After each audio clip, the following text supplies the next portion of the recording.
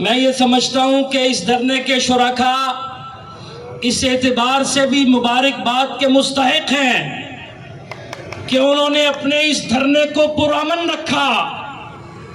اور کسی قسم کے منفی ہتھ کنڈے کو استعمال نہیں کیا، کسی قسم کی املاک کو تباہ کرنا یا کسی کو نقصان پہنچانے والا وہ منفی راستہ کہ جو اپنے ہی ملک اور اپنے ہی ادارے اور اپنے ہی ریاست کو نقصان پہنچانے کا جو طرز عمل وہ اختیار نہیں کیا، بلکہ صبر کے ساتھ اور اپنے حق کو سامنے رکھتے ہوئے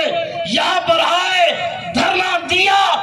پرامن ہو کر یہاں بیٹھے رہے۔ ہمارا ایمان ہے کہ اللہ کی مدد، اللہ کی نصرت آپ کے ساتھ ہے۔ اللہ تعالیٰ اپنے ان بندوں کے